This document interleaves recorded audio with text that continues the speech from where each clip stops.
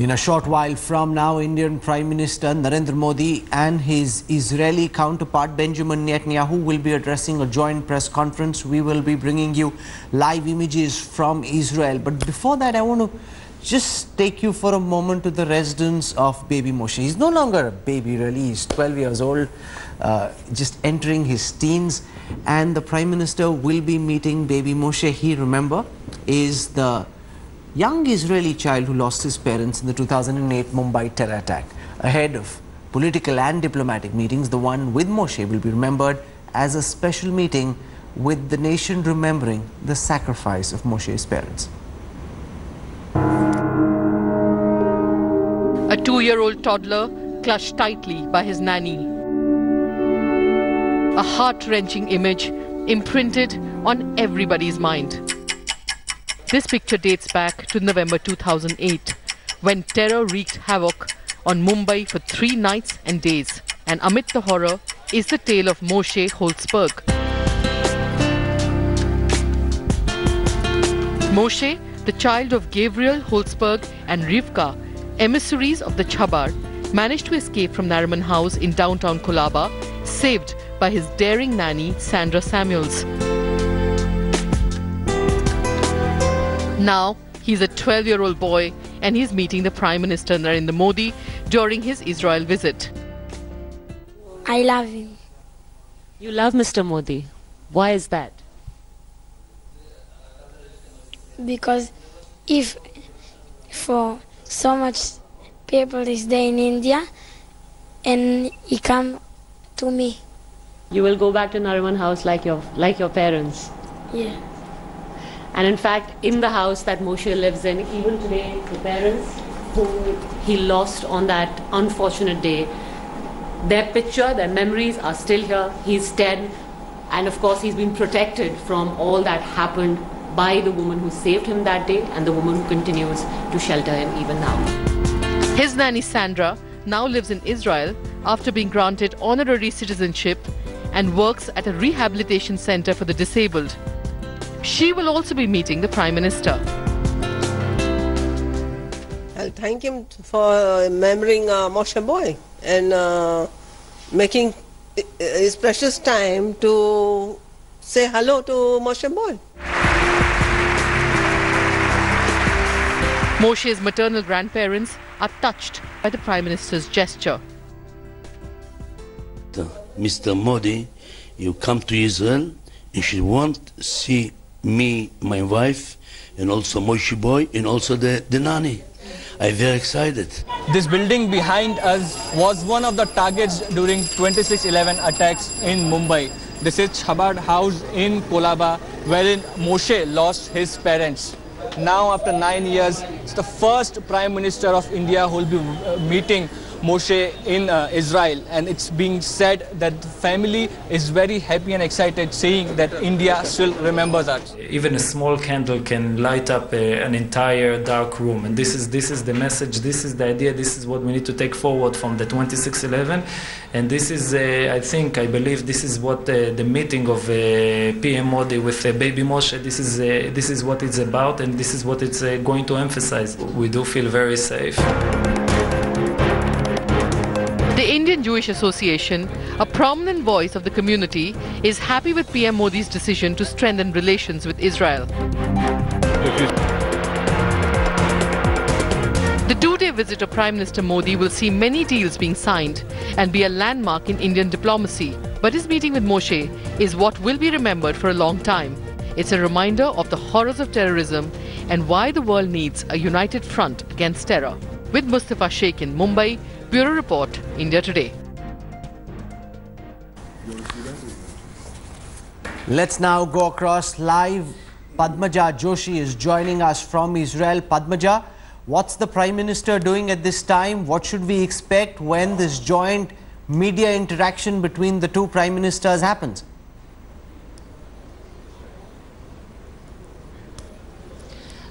Even as we speak, Rahul, there is a working lunch that is taking place between the two prime ministers, and soon after that we are going to get a joint statement.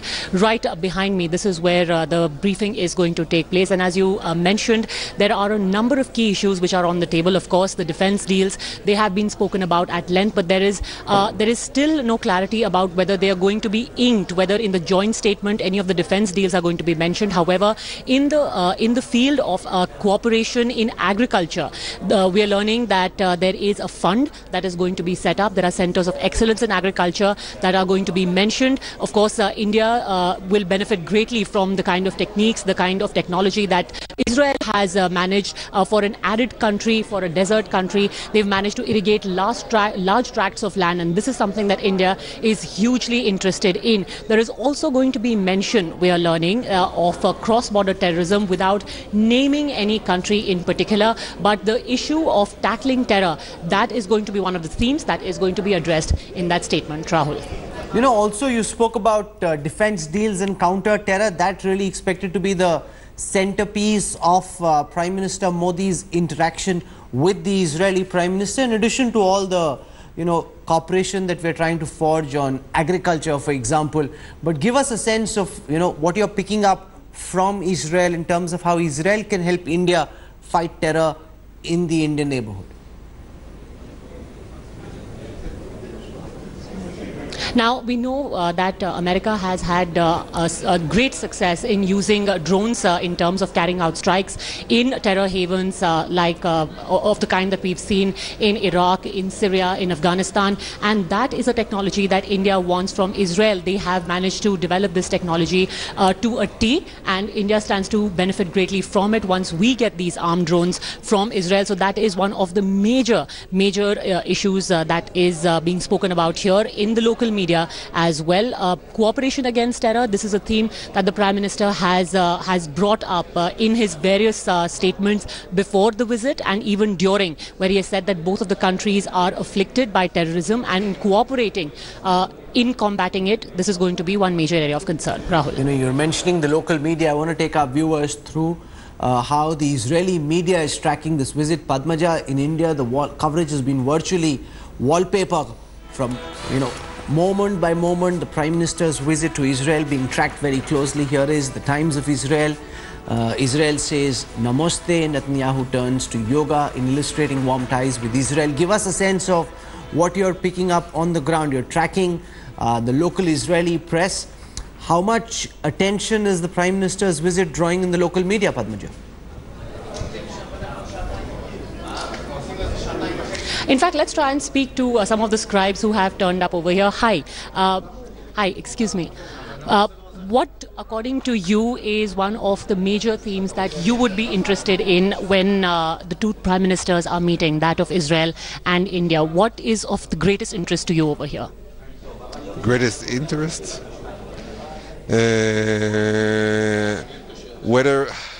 How common will be the trade between the countries? How much the limitation on the trades will be set off. And defense cooperation, that's one theme that is being spoken about a lot, of the kind of technology that India can get from Israel. You, of course, have perfected that art. How important is it to you as a theme of the talks between the two countries? Personally, it's not important for me. Okay. But you're looking mostly at trade. All right. So the reaction over here, they want to know how much in terms of trade that Israel is getting from India. We'll just try and speak to a few more people here, just to tell you that over here in a few minutes from now, Rahul, we're expecting the statement soon after the lunch, which is currently underway. From now, I want to introduce our guests and experts joining us right now on this broadcast. Rajiv Dogra is a high-ranking former diplomat. He's with us on this broadcast. Is also Indira Mansukhani. Indira Mansukhani is one of the survivors of the 26/11 attacks. Major General retired S.K. Murthy is with us in the studio. Welcome, General. Two of my colleagues. We've got Gaurav Sawant and Sandeep Punithan from the India Today magazine, tracking this visit in all its dimensions very, very closely. I want to go across to Indira Mansukhani first. As a survivor of 26/11. The Prime Minister will be meeting baby Moshe. He's now Moshe boy. We just heard his grandfather say Moshe boy, so Moshe boy it is. Moshe boy is no longer a baby, he's grown up, and he really in some senses symbolizes how India and Israel are united in the war against terror. Ms. Manzukhani.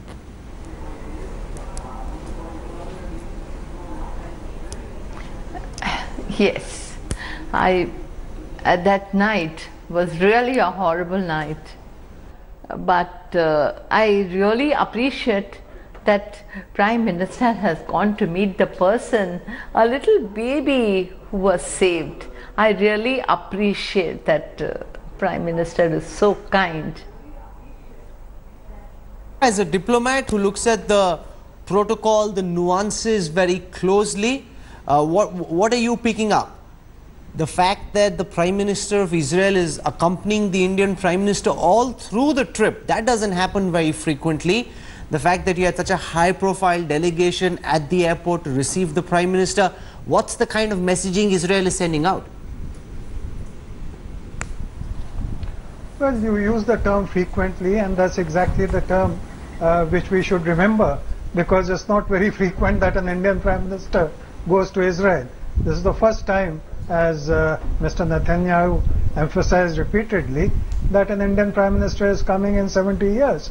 So it is a special occasion, but much more than that, there is the symbolism of India reaching out to Israel, because India carries weight even in today's world in a number of countries, which is denied to Israel even today. Israel does not have too many friends in the world. So a relationship with India, which is seen to be deep and deepening, is very important for Israel. But equally, it is important for India to have a reliable ally and a friend who has helped India in times of need, be it Kargil war, 1971 war, or 1965, or on the issue of terrorism. After all, our NSG was trained there, and many other special forces have been trained in Israel. And Panja mentioned about the drones. Only recently, there were reports that US is unwilling to give armed drones to India, but there is a possibility that we may be able to source it from Israel. Oh, absolutely, so and that really would be one of the big takeaways if that were to happen. Gaurav, do we know the exact status? Will that drone announcement be one of the big announcements when the Prime Ministers of the two countries have this joint interaction?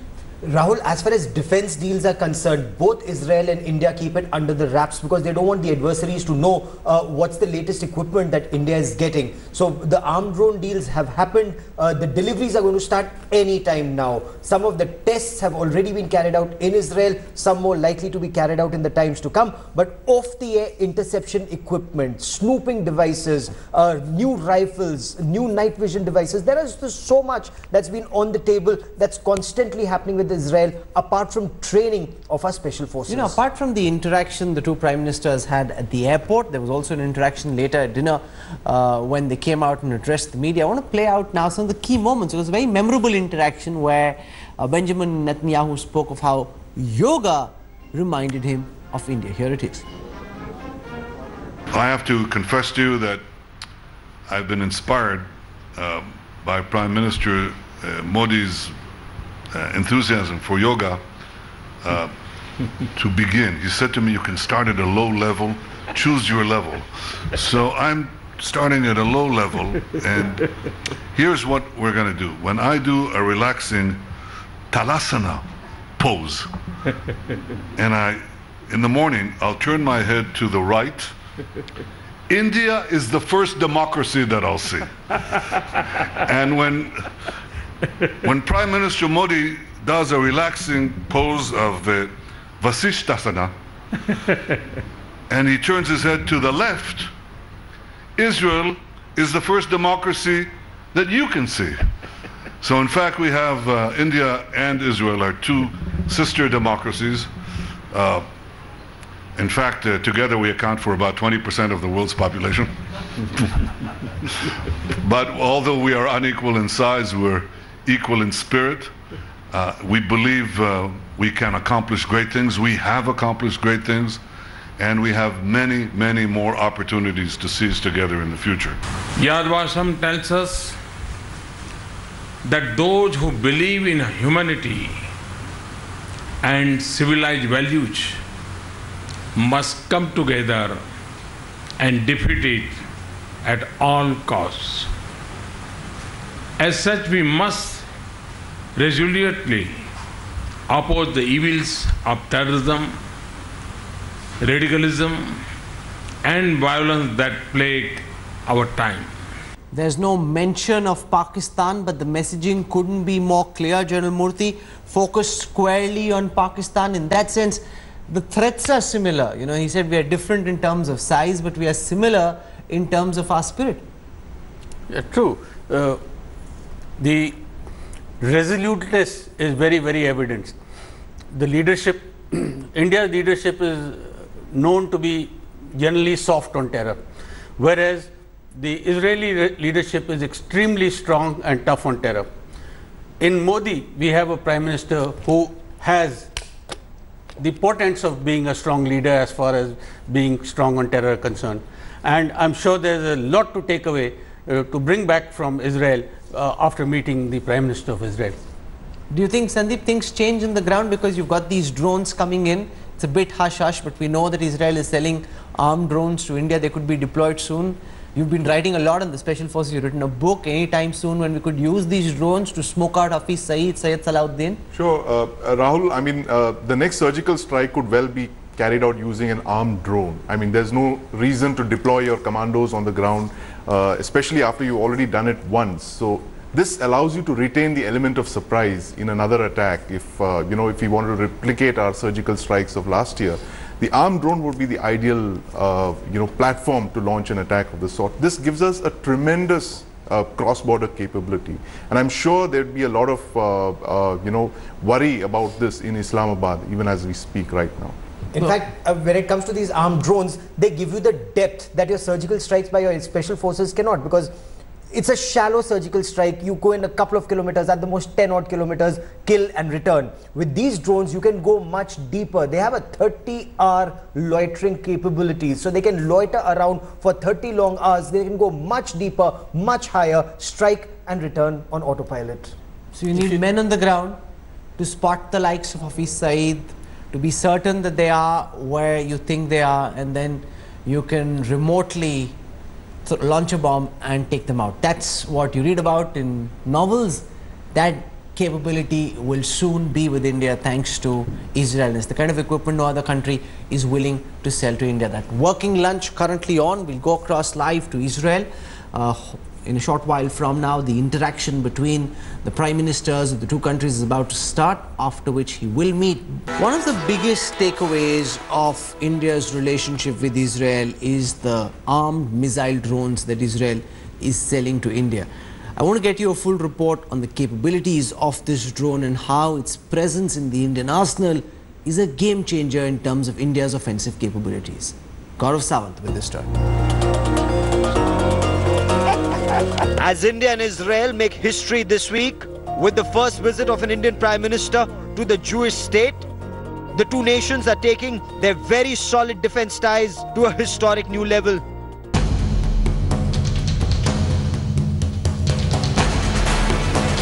Israel had signed up to supply India with its first ever drones capable of missile strikes, very much like the American Predator and Reaper drones in Afghanistan, Pakistan and Iraq. In 2015, India cleared a $400 million deal for 10 Israeli aerospace Heron TP drones known in their country as ETAN. The drones will come armed with missiles to strike targets with surgical precision at safe ranges, negating the need to endanger the lives of Indian Air Force pilots and larger aircraft. The Indian military has been captivated for years by the capabilities demonstrated by the US Predator drones on the Afghan-Pakistan border and has longed to at least have the option of wielding such weapon systems against terror camps across the line of control in Pakistan-occupied Kashmir. While the Indian Army conducted a blistering surgical strike last year on Pakistani terror launch pads in Pakistan-occupied Kashmir, more than 45 terror camps still flourish across the line of control. While airstrikes with human pilots are difficult and dangerous, drone strikes are more conceivable in the circumstances. The drones, locked down in a quiet deal by Prime Minister Narendra Modi's government in 2015, gives India's military planners its first long-endurance drones, capable of 30-hour-long flights for intelligence and reconnaissance, and for the first time, deployment of weaponry to destroy targets on ground and fly autonomously back to base. The acquisition of the Heron TP combat aerial vehicles will be a game changer for India in this region. It will be a big asset in the war on Pakistan-sponsored terror. But these combat unmanned aerial vehicles are not the only acquisition from Israel that will change the face of India's relationship with that country. Short-range surface-to-air missile, MRSAM's medium-range surface-to-air missile and quick-reaction surface-to-air missiles are also being talked about. With Prime Minister Narendra Modi in Israel, deliveries of the game-changer drones could begin any day now. As India gets set for a historic, though controversial new capability, the country's enemies will be watching. With Padmaja Joshi in Israel, Bureau Report, India Today. I want to show you, as we wait for the Prime Ministers of the two countries to start their joint press conference, what the capabilities of these armed drones are. Remember, these have been deployed most effectively and most notably by the United States to take down some of the world's most notorious terrorists. That same weapon capability now with India too. What did these men have in common? What unites these notorious faces on your screen? You've probably guessed that they're all terrorists. What you probably haven't guessed, every single one of these men was killed in a drone strike.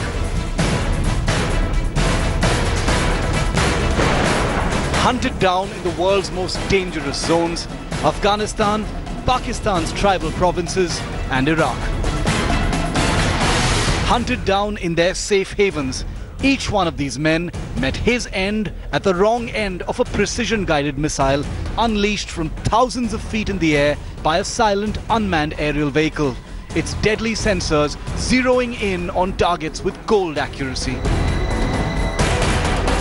While the drones doing this deadly work were remote-controlled by the US Central Intelligence Agency as part of Washington's war on terror, the world sometimes forgets about the other big haven for Pakistan-backed terrorists, Pakistan-occupied Kashmir, an area that hasn't had the pleasure of a drone visit so far. Well, so far.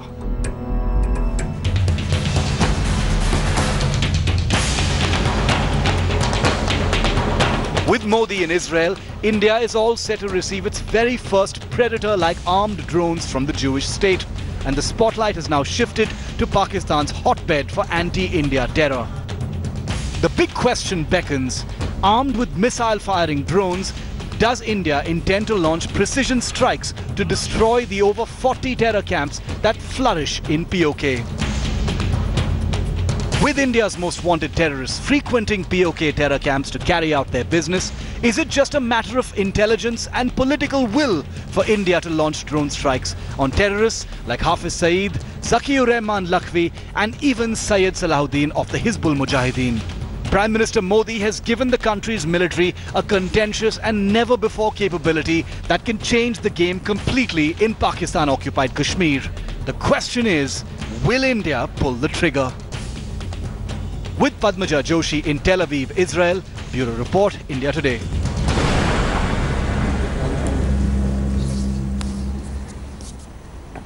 You will have the capability. The question is, will the government of the day be able to put it into use? I want to go across live to the Chabad House in Mumbai. Divyesh Singh is joining us from there. Divyesh, this is a very powerful moment, very emotional moment of the Prime Minister's visit to Israel. In a while from now, in about an hour, the Prime Minister will be meeting with Moshe Boy. What's the general feeling at the Chabad House as you speak to the rabbi there, where there's people coming to this Jewish center? What are they making of the Indian Prime Minister's visit to Israel? Yeah, Rahul, when India Today spoke to the Rabbi Israel Kozlowski, who's heading the Chabad House in Mumbai, he said that this shows the bond that India and Israel share against terror. The meeting they are very delighted. This is a great moment for the Jewish community, for all the Israelis and all the Indians as well. He also said that, as you see behind me, this is the Chabad house which was under attack during 26/11. Baby Moshe, his father, his mother, along with 6 other Israeli nationals were killed, is being constructed into a 26/11 memorial. When we spoke to Rabbi Israel Kozlowski, he said that they were constructing a memorial, 26/11 memorial at this very Chabad house, and he would invite Prime Minister Narendra Modi on inauguration of the memorial, which is being constructed at this very place, which saw the terror strikes in 2008. He also said that baby Moshe would very soon be visiting India, and when he's 13 years old, he'll be visiting India, he'll be visiting Chabad House, and then he will invite all the Indian ministers, all the Indian dignitaries, so that they could meet baby Moshe again. He also said that he was very delighted that Prime Minister Modi is going to meet baby Moshe, who was under attack during 26/11. He lost his parents, Rabbi, who was the Rabbi of Chabad House then. His mother also died. Baby Moshe was seen sitting among dead bodies of his parents, but was rescued by his Indian maid, who now has honorary citizenship. Okay, stay with me, Divyesh. I want to in fact play out an excerpt of our interview in Tel Aviv with baby Moshe. He's Moshe boy now, 11 years old. He spoke to Padmaja Joshi. He says he's excited about meeting the Indian Prime Minister. His nanny is the one from Mumbai who's still taking care of him. Sandra, this is what Moshe told India Today. There was one little boy who captured the imagination of India, a miracle survivor. He was 2 years old when he was whisked away from Bombay, from Mumbai, on a horrible, horrible day that no one has forgotten. We know it as 26/11. That little child was Moshe. Today he's 10 years old. And Moshe, you know the Prime Minister of India is coming. Would you like to say something to him, Mr. Modi? I like him.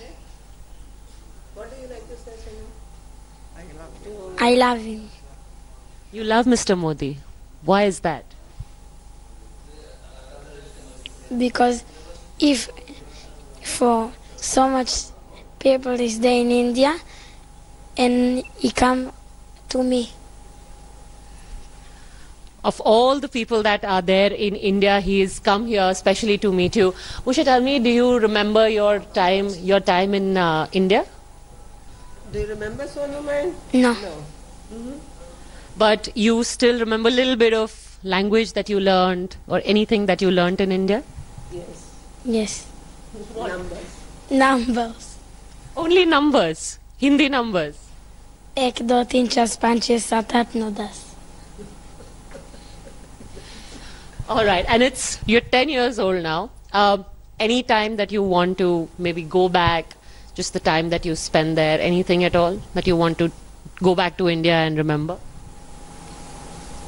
I want to go back to India. For my command.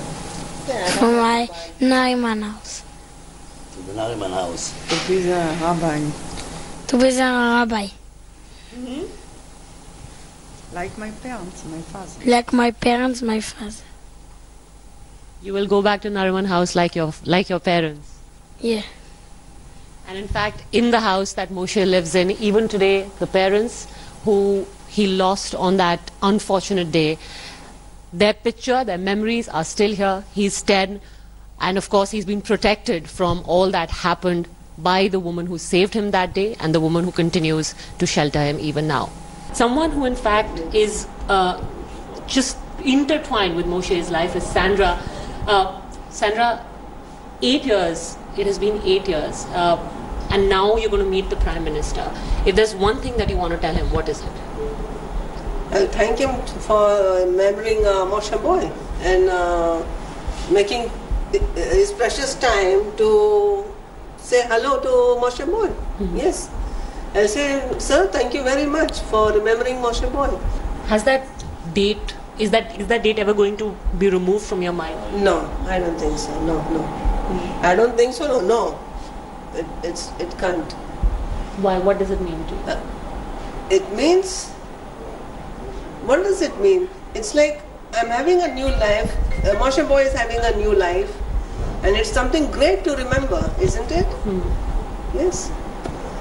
But what about those who are behind it? You know, we keep talking about how the real perpetrators of that attack were never punished. And look what it did to the life of this little boy now. There's just pictures of the rabbi and his wife, his parents. Listen, for me, my important is Moshe boy. Okay? And there are other people who can take care of that. Prime Minister is there, they will take care of it. A lot of ministers from our country is there.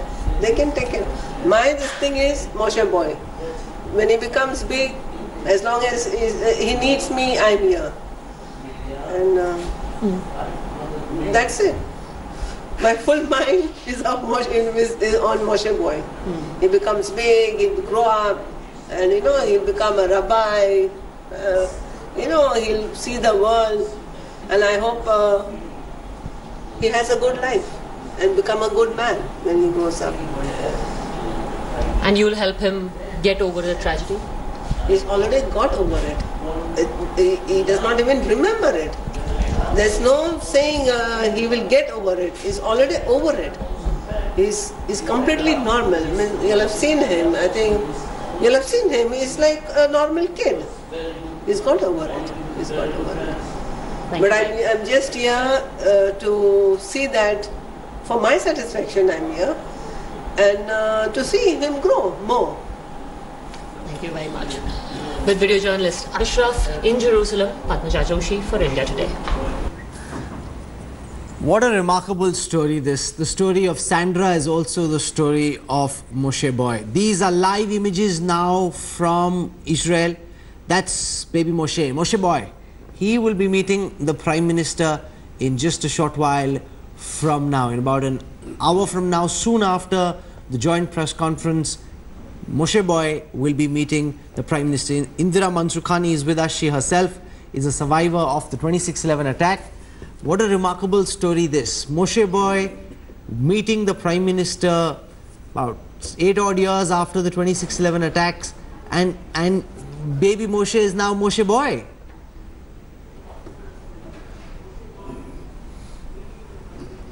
Yes, it's really long time ago, but I still can't forget that night. It was really, really horrible. But I really appreciate our PM going and meeting a survivor like that. I wish he could meet me also like that. Yeah? Okay, I just want to play out some images coming in live from Israel. I'm sure really Indira, wish he would meet he will me. be meeting you as well soon. How terrorism is a major shared concern for India and Israel. And I want to take you back to the 26/11 attacks, because these attacks were in fact inspired by an identical attack on Israel in 1975, where Palestinian terrorists landed using pretty much the same modus operandi that the Lashkar-e-Toiba terrorists used in 2008. They landed on the beach near Tel Aviv. They walked into a hotel. They took hostages. They held them captive and until the Israeli commandos stormed the hotel the next morning and rescued the thing. It was very identical to what happened in Mumbai on a much larger scale many years later. That is one point. The second, of course, being that Prime Minister Modi, as Chief Minister of Gujarat, was one of the few people to visit the spot of 26/11 while the attack was still in progress. And if you remember what he said over there, it's interesting because he pointed out that this is the first terror attack on Indian soil where Britishers, Americans and Israelis have been targeted. So he kind of spoke of the international dimension of this terrorism, the fact that an attempt was made to target countries that were friendly to India on Indian soil. And the third thing, of course, being the fact that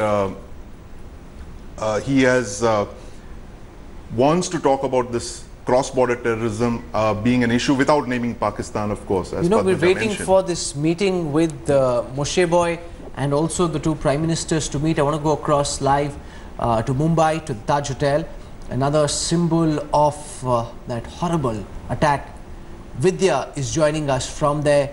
Vidya, the Taj Hotel in Mumbai still bears the scars of what happened during the 26/11 attack. We're seeing how the Chabad House is looking at the Prime Minister's visit. You've been speaking to customers and some of the staff at the Taj Hotel.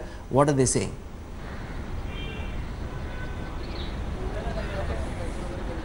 Well, you know, Chabad House is not the only place where the attacks had really happened. There were 4 other places, including Taj, where I'm standing right now, and right behind me, you know, there were citizens from all over the world. As you know, there were people from UK, there were people from Germany. Therefore, everyone seemed to be congregating here at Taj at that time when there was a meeting that was happening. There was a conference that was underway, and that was the time when the attacks had really started. In fact, you know, during those 3 days, those horrible 3 days that everyone had, you know, been waiting for the terror attacks to end. It was right here that, you know, the terrorists were killed, and only after that, when most of the people who were still inside, they were rescued. But all those 3 years, you know, everyone had just been waiting for this entire 3 days, for this entire terror attack to get over. Mushtaq is joining us. He's an expert on Israel. Mushtaq, welcome. What do you think is the messaging from the Prime Minister's visit so far, and also the fact that, you know, he's chosen to meet with baby Moshe? So you may not name Pakistan, but when the Prime Ministers of India and Israel embrace, you know, brothers in arms, that message goes out very strong, and it goes to Islamabad. Yeah, it sure does, Rahul. The idea that is trying to be conveyed here is that these are two countries which are strong. These are two countries which at the same time have been victims of terrorism, and these are two countries which have refused to back down. So when the two prime ministers embrace, the idea is that no matter what kind of atrocities they have faced, they will support each other, both morally, and now we are hoping that some kind of an agreement will be signed on joint terror collaborations as well, probably. When the Prime Minister goes to Israel, this, as we all know, and it has been mentioned quite a number of times, that it's a very historic event. The first Indian Prime Minister to visit the country, especially after the fact that India recognized Israel in 1952. So that in itself makes it a very historical event. What makes it more historical is that Prime Minister Modi is not visiting Ramallah simultaneously, something that almost every major international leader does, to give an idea that they are following a balanced approach towards both the Israelis and the Palestinians. What Prime Minister Modi did was he hosted the President Mahmoud Abbas in May this year. That was enough of a balance that this new Prime Minister of our country is ready to do. I do believe that what Prime Minister Modi is trying to convey, not just to Pakistan but to the whole world, that when it comes to India's national security, India is not going to be too narrowed down, too cornered by political correctness or the need to maintain a political balance. So in that sense, it is very significant visit. Okay, we're slipping into a quick break right now. That working lunch between the two prime ministers still on. It's expected to get over any moment now. We'll go across live to Israel, bring you the press conference, and also then the meeting with Moshe Boy, who's now already arrived at the hotel where the Prime Minister will be meeting the Israeli Prime Minister in a press conference in a short while from now.